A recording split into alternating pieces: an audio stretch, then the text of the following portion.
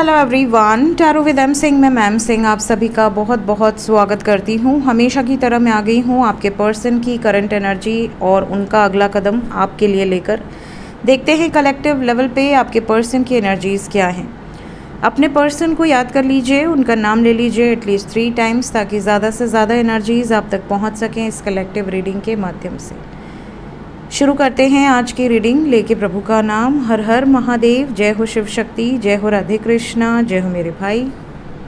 सबसे पहले देखेंगे आपके पर्सन के सबकॉन्शियस माइंड में क्या चल रहा है इस वक्त।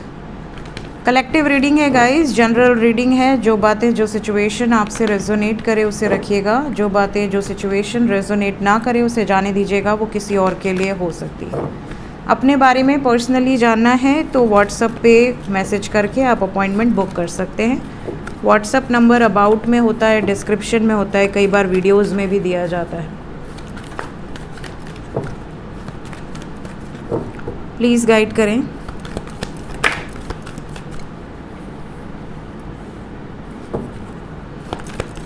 चार कार्ड, 3 कार्ड और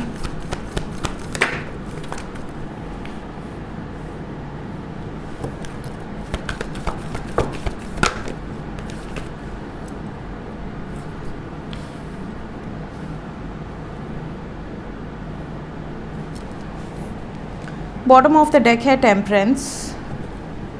जय हो शिव शक्ति।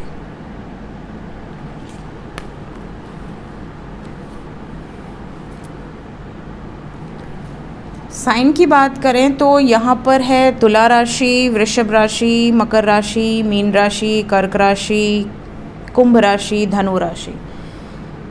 इंग्लिश में Libra, Capricorn, taurus, cancer, Pisces, Aquarius and Sagittarius. आपके पार्टनर का सन साइन, मून साइन या असेंडेंट हो सकता है।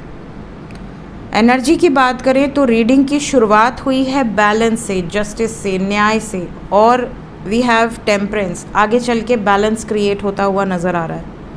मतलब कि आपके पर्सन की एनर्जी में बहुत उथल पुथल है, इस वक्त मची हुई है। बहुत सारा अप्स एंड डाउन्स आपके पर्सन फील कर रहे हैं, इमोशनल लेवल पे भी, फिज़िकल लेवल पे भी, मेंटल लेवल पर भी। बट ये चीज़ें टेम्प्रोरी हैं, ये बैलेंस हो जाएंगी। आपके पर्सन स्वयं भी अपनी लाइफ में अपनी एनर्जीज़ में बैलेंस क्रिएट करना चाहते हैं। इनकी लाइफ में इस वक्त चाहे कितना भी ड्रामा चल रहा हो, कितना भी प्रॉब्लम चल रहा हो, कितना भी सिचुएशन इनके लाइफ में आउट ऑफ कंट्रोल हो, बट आपके पर्सन को ये होप है कि आगे चल के सिचुएशन इनके कंट्रोल में आ ही जाएगी। Emotionally they are drained. ऐसा लग रहा है जैसे इमोशनल लेवल पे ये बहुत सप्रेस्ड हैं, बहुत कुछ कहना चाहते हैं बट अपने दिल में भर के बैठे हुए हैं, बोल नहीं रहे किसी से, कोई है ही नहीं जिससे ये एक्सप्रेस कर सके। आपसे अगर करते हैं तो वेल एंड गुड, अदरवाइज़ ये अंदर ही अंदर घुट रहे हैं, सप्रेस हो रहे हैं। ये भी एनर्जी यहाँ पर बहुत स्ट्रॉन्ग है। Let's clarify all the cards. देखते हैं क्या क्लैरिफिकेशंस निकल कर आते हैं।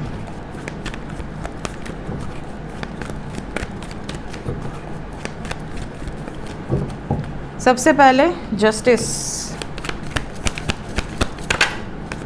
मैंने कहा ना, लव लाइफ में बैलेंस क्रिएट होगा, जस्टिस की एनर्जी है यहाँ पर। आपके साथ जस्टिस होने की संभावनाएं बहुत स्ट्रॉन्ग है लव लाइफ में।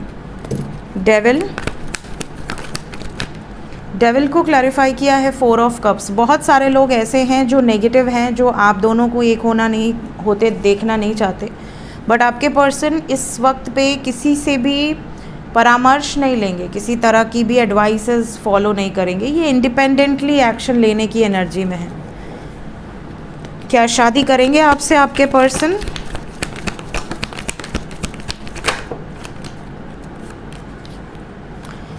डेविल के बाद हेरोफेंट आया है। डेविल ने क्लैरिफाई किया है, देखिए आपके पर्सन पर बैगेज बहुत है, रिस्पॉन्सिबिलिटीज़ का हो, चाहे कोई प्रेशर हो, जिसके कारण आपके पार्टनर आपसे दूर हैं, आप इनका वेट कर रहे हैं या आपसे डिस्टेंस बनाए हैं, बट प्यार बहुत करते हैं। और डेविल की एनर्जी यहाँ पर बता रही है कि जो भी ये चाहेंगे वो पा कर रहेंगे। डेविल यहाँ पे ज़िद को दिखा रहा है, पैशन को दिखा रहा है।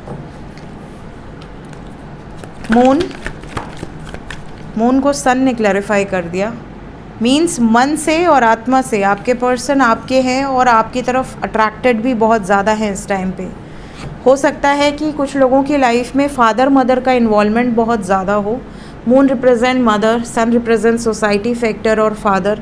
कहीं ना कहीं लोग क्या कहेंगे, सोसाइटी फैक्टर है, कास्ट अलग है, तुम किसी अपने कास्ट की लड़की को ले आओ या लड़के को ले आओ, हम मान जाएंगे, दूसरे कास्ट में हम नहीं करेंगे, हम क्या मुंह दिखाएंगे समाज में। इस तरह की एनर्जी है, इस तरह का प्रेशर आपके पार्टनर को दिया जा रहा है। ज़रूरी नहीं सबके पार्टनर के साथ ये हो, बट कुछ लोगों के पार्टनर के साथ ये एनर्जी रेजोनेट कर सकती है।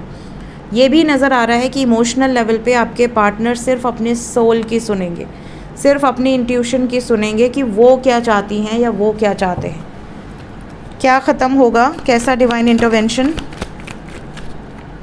आपके पर्सन आपके लिए स्टैंड लेंगे और ऑब्स्टिकल्स को ख़त्म करेंगे। यहाँ पर केयर फ्री होकर एक नई शुरुआत। टावर को देखिए फूल ने क्लैरिफाई किया है। अगर फूल होता तो टावर या डेथ ने क्लैरिफाई किया होता, क्योंकि जहाँ कुछ ख़त्म होता है वहीं से नई शुरुआत होती है।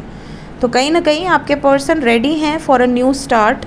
ये न्यू स्टार्ट किसके साथ होगा ये हमने शुरुआत में ही देख लिया। जस्टिस को 2 ऑफ कप्स ने क्लैरिफाई किया। होप,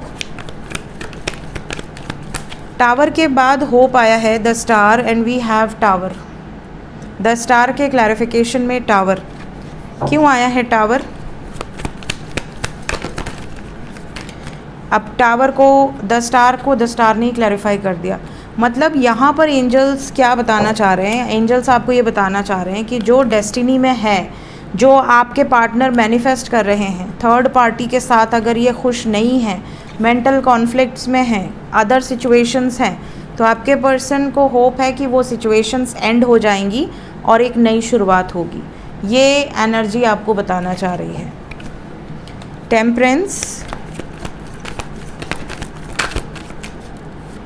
टेम्परेंस को हाई प्रीस्टेस ने क्लैरिफाई किया है, and we have chariot. Bottom of the deck से है 4 ऑफ सोर्ड्स। कहीं ना कहीं कुछ ब्रेकअप्स होंगे, कुछ एनर्जीज रिलीज होंगी, बट जो भी होंगी वो इंट्यूशन की सुनकर होंगी और अपने डेस्टिनी के अकॉर्डिंग होंगी। कहीं ना कहीं बैलेंस क्रिएट होने का कार्ड ये भी बता रहा है कि आप दोनों के बीच में जो कर्मा एसोसिएटेड है वो रिलीज़ होगा, हील होगा, इस तरह की वाइब्रेशंस है। मतलब कि अगर आप राइट पर्सन के साथ हैं तो चीज़ें बैलेंस आउट होंगी। अगर आप रॉन्ग पर्सन के साथ हैं, उसके साथ आपका कोई टॉक्सिक कर्मा एसोसिएटेड था, इसी टाइम पीरियड में इसी डिवाइन इंटरवेंशन के थ्रू रिलीज़ की संभावनाएं भी बढ़ेंगी। तो यहाँ पर बैलेंस क्रिएट होने के लिए दोनों चीज़ें बराबर होनी चाहिए। अगर आपने पास्ट लाइफ में उनके साथ अच्छा किया है तो इस लाइफ में आपके साथ अच्छा होने से कोई नहीं रोक सकता। बट अगर पास्ट लाइफ में आपने उनको धोखा दिया है, हर्ट किया है, ट्रिगर किया है, तो इस लाइफ में आप चाहे अपनी जान निकाल कर उनके हाथ में दे दें, अपना दिल निकाल कर हाथ में दे दें, वो आपको धोखा देगा ही देगा। क्यों? क्योंकि आपका कर्मा एसोसिएटेड है। तभी तो बैलेंस क्रिएट होगा ना। पलड़ा बराबर होना चाहिए, अदरवाइज़ चीज़ें वर्क नहीं करेंगी। तो जिसका जैसा कर्म है उसके अकॉर्डिंग रिजल्ट्स मिलने के टाइम बहुत स्ट्रॉन्ग है। क्योंकि 5-5 पोर्टल बीता, आपने देखा कैसा ट्रांसफॉर्मेशन लेकर आया, पूरे बड़े लेवल पे युद्ध, क्योंकि डेथ की एनर्जी होती है स्कॉर्पियो की। साथ ही साथ बहुत ज़्यादा आप कह सकते हैं कि चेंज काफ़ी लोगों की लाइफ में आया। ऐसे आप जब धीरे धीरे 6-6 पोर्टल की तरफ बढ़ेंगे तो बैलेंस क्रिएट होगा, क्योंकि 6 नंबर शुक्र का है, हार्मोनी का है, लग्जरी का है, रोमांस का है। कहीं ना कहीं ये चीज़ें आपकी लाइफ में बढ़ती जाएंगी। स्पेशली अभी मई चल रहा है, जैसे जैसे आप 6-6 की तरफ बढ़ेंगे आपको ये चेंजेस अपने आप नज़र आने लगेंगे। देखते हैं करंट फीलिंग्स क्या हैं इस वक्त एनर्जी ओरेकल से।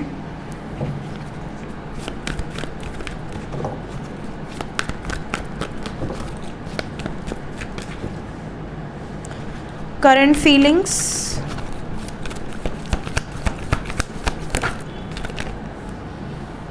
blossoming abundance, victory, appreciation,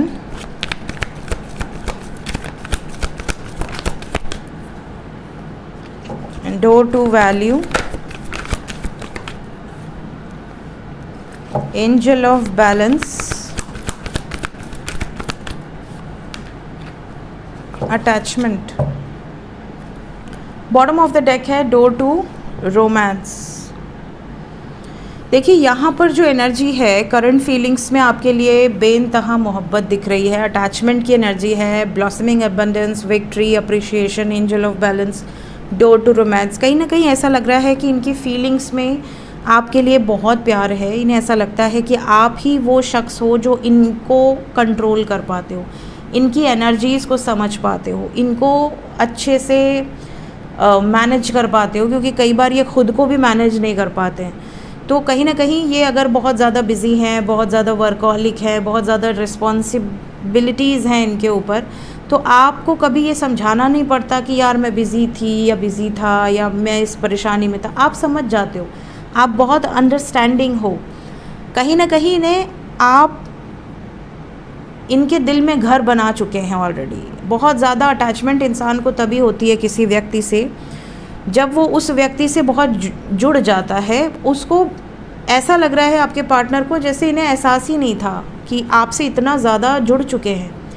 जब आपसे दूर हुए हैं, सेपरेट हुए हैं, तब इनको ये चीज़ का रियलाइजेशन ज़्यादा हुआ है। और जैसे ही रियलाइजेशन हुआ है, इनको ऐसा लगता है कि अब मैं इस रिश्ते से दूर नहीं जा सकती या नहीं जा सकता, मैं इस रिश्ते में सक्सेस पाकर रहूँगी या पाकर रहूँगा। प्लस आपके बिहेवियर के कारण, आपके नेचर के कारण ये आपको अप्रिशिएट बहुत ज़्यादा करते हैं। मतलब देखिए, कोई इंसान बहुत ज़्यादा लुक्स वाइज बहुत अच्छा हो, बहुत स्मार्ट हो, गुड लुकिंग हो या बहुत ब्यूटीफुल हो, तो वो एक समय तक ही आकर्षित करेगा, उसकी ब्यूटी या उसका जो लुक है। बट अगर आपको लाइफ लॉन्ग किसी के दिल में जगह बनानी है ना, तो आपको आपका नेचर हेल्प करता है कि आप कैसे हो बाय नेचर। आप ग्राउंडेड हो, आप लविंग हो, केयरिंग हो, नर्चरिंग हो। आप किसी से इसलिए नहीं जुड़ते कि आपका कोई पर्पज़ है, आप इसलिए जुड़ते हो कि आप उसके साथ रहना चाहते हो, उससे आप सच में उसको अपना मानते हो। तो जिस तरीके से आपने इनका साथ दिया है, वो तरीका इन्हें बहुत ज़्यादा आपकी तरफ अट्रैक्ट करता है। आपने एक तरह से इनका दिल जीत लिया है, ये एनर्जी में साफ नज़र आ रहा है। प्लस ये अब आपकी वैल्यू करना चाहते हैं, या आपको जताना चाहते हैं कि आप वर्दी हो। सो प्रायोरिटी देकर आपको ये जताया जा सकता है, आने वाले समय में आपको प्रायोरिटाइज़ किया जा सकता है। तो आप जैसे काफ़ी लोगों के मन में ये भावनाएं होती है कि मेरे पार्टनर समय नहीं देते, या मुझे ही हमेशा एफ़र्ट्स लगाने होते हैं, उनकी तरफ से एफ़र्ट्स नहीं लगते। तो वो चीज़ें क्लियर हो जाएंगी आपको आने वाले समय में। उनके बिहेवियर से ही आपको रियलाइज़ हो जाएगा कि वो आपके बारे में क्या सोचते हैं, कैसा सोचते हैं। इमीडिएट एक्शन क्या एक्सपेक्टेड है? सेलिब्रेशन। नेक्स्ट एक्शन, जो लोग नो कांटेक्ट में हैं पहले उनका बता दें।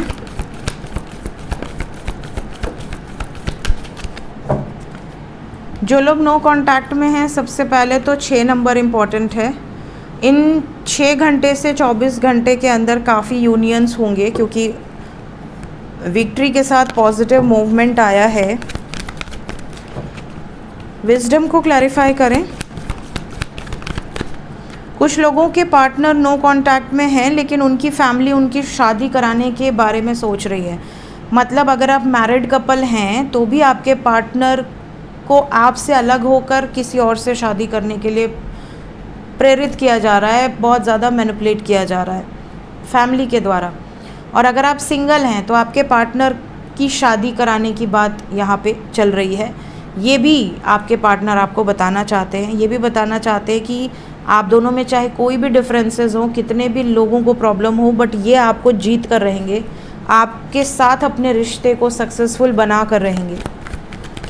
क्या बातचीत होगी? मैसेजेस की कोई एनर्जी है?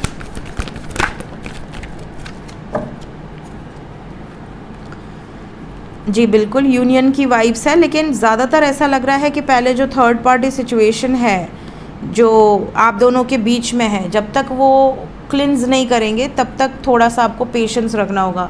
हार्ट चक्र अगर ब्लॉकेज होगा तो आपके पार्टनर कॉन्फिडेंटली एक्शन नहीं ले पाएंगे।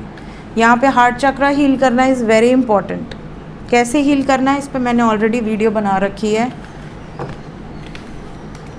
प्लेलिस्ट में है, एस्ट्रो विद एम सिंह की प्लेलिस्ट में होगा। जो लोग कांटेक्ट में हैं उनके लिए क्या मैसेज है?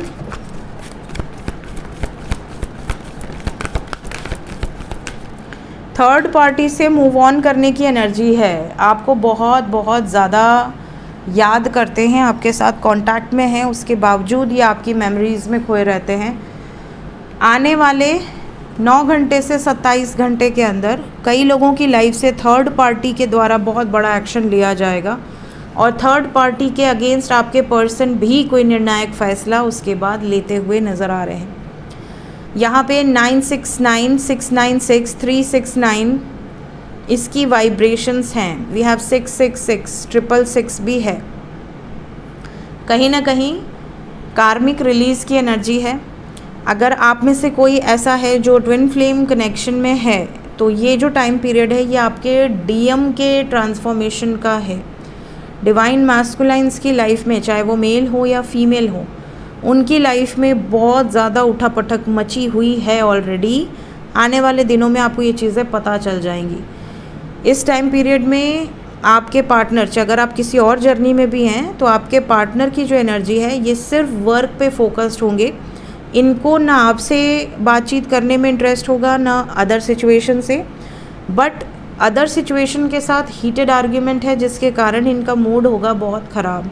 तो ये आपसे भले लड़ाई ना करें बट आपको इग्नोर करेंगे, स्पेशली 9 घंटे से 27 घंटे। और इग्नोर करने के बाद अगर आप इनके पीछे पड़ते हो कि मैसेज क्यों नहीं किया, मैसेज देख लिया बट रिप्लाई क्यों नहीं किया, तो ये आपको ब्लॉक कर सकते हैं। तो इस टाइम पीरियड में आपको बिल्कुल भी चेज़ नहीं करना है अपने पर्सन को। जब इन्हें याद आए तब ये खुद से आएँ तो आप बात कर सकते हैं। देखते हैं एंजल्स क्या बताना चाहते हैं अभी इस वक्त। एंजल्स की तरफ से गाइडेड मैसेज क्या है मेरे व्यूवर्स के लिए। पहला मैसेज है रिमेम्बरेंस, एंसेस्टर्स।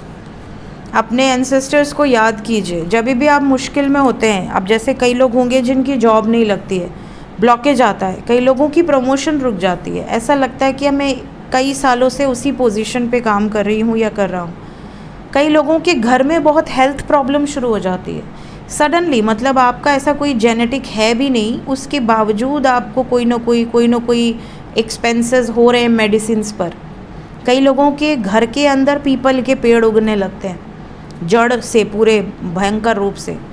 कई लोगों के घर में अचानक सडन मृत्यु हो जाती है, अनएक्सपेक्टेड, स्पेशली ऐसे पर्सन की जो अल्पायु है, बहुत कम उम्र में या तो गया है, बिल्कुल अकाल मृत्यु जिसे हम कहते हैं कि समय नहीं आया था बट पहले ही चले गए, बहुत कम उम्र में यंग लोग जो चले जाते हैं। तो ये सारे सिम्टम्स हैं कहीं ना कहीं पितृदोष के। पितृदोष बहुत भयंकर रूप से अफेक्ट करता है जब हमारे पितृ नाराज़ होते हैं या हमारे कुल देवी कुल देवता नाराज़ होते हैं, तो बहुत बैडली हिट करता है। उससे बाहर निकलने का सबसे पहला तरीका है कि अपने एंसेस्टर्स को हर जगह याद करो। कोई शुभ कार्य कर रहे हो, अपने पुत्रों को याद नहीं कर रहे हो, अपने कुल देवी देवता को याद नहीं कर रहे हो, तो फिर वो रुष्ट होते हैं। अपने पुरखों की दी हुई ज़मीन जायदाद घर बार बेच कर अगर आप कहीं शिफ्ट होते हो कि अरे अब तो पुराना है बेच देते हैं, कहीं दूर जाके ले लेते हैं, तो प्रॉपर्टी है, प्रॉपर्टी सोचकर अगर आप उनकी धरोहर को इधर उधर करते हो, वो भी चीज़ आपको बहुत बैडली हिट करती है।